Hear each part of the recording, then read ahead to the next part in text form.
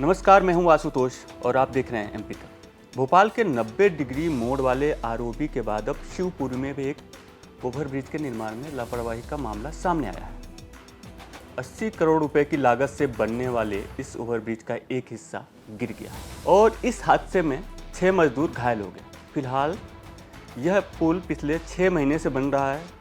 757 metre लंबे इस पुल का 15 मीटर हिस्सा अचानक ढह गया। अब इस पूरी घटना को लेकर प्रशासन लीपापोती करने में जुट गया है। घायल मजदूरों को लेकर सबसे पहले एमपी पुलिस का बयान आया।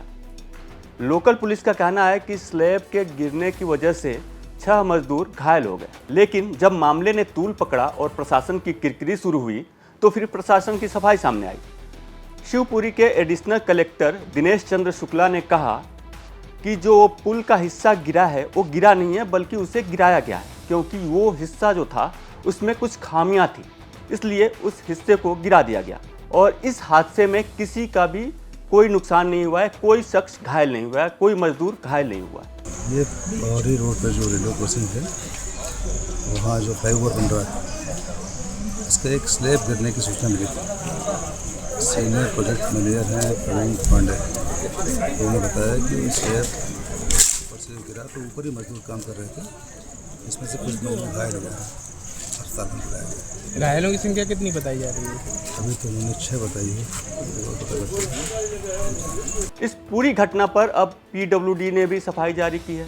पीडब्ल्यूडी भी वही बात कह रही है जो बात एडिशनल कलेक्टर ने कही है। पीडब्ल्यूडी की माने तो वो हिस्सा जिसे गिराया गया उसमें कुछ दरारें आ गई थी, इसलिए उसको डिसमेंटल किया गया और इसमें कोई मजदूर घायल नहीं हुआ है।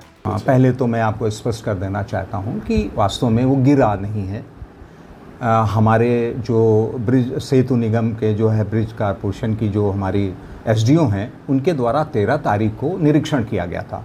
चूँकि गर्मी बहुत पड़ रही है और वो उसमें क्रैक्स दिखाई दिए, तो उन्होंने उसको डिसमेंटल करने का बाकायदा आदेश जारी किया था ठेकेदार को कि इसको डिसमेंटल करेंगे, और फिर 14 तारीख को उन्होंने समय दिया था। मुझे जहाँ तक जानकारी है ये भी है कि उनके एग्जीक्यूटिव इंजीनियर के द्वारा भी उसका निरीक्षण किया गया है और उससे सहमति व्यक्त की गई थी। तो 14 तारीख की रात को मध्य रात्रि 12 बजे उसको डिसमेंटल किया गया है। वास्तव में वो गिरा नहीं है और ये जो तथ्य भ्रामक हैं कि वो गिरा।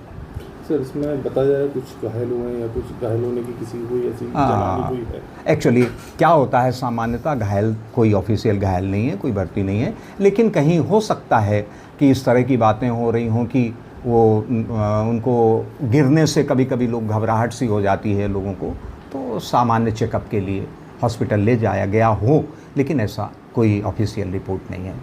बहरहाल स्थानीय पुलिस और उसके बाद से स्थानीय प्रशासन के बयानों में काफ़ी अंतर है, क्योंकि स्थानीय पुलिस जो कह रही है उसके खिलाफ जो प्रशासनिक अधिकारी है वो बोल रहे हैं। लेकिन सवाल यह है कि क्या पुल को गिराने के वक्त सुरक्षा के नियमों का पालन किया गया था, और सवाल ये भी कि आखिर इस पुल का किस तरह से निर्माण हो रहा था कि यह पुल बनने से पहले ही गिर गया या फिर गिराना पड़ा। मध्य प्रदेश से जुड़ी तमाम बड़ी खबरें देखने के लिए देखते रहिए एमपी तक।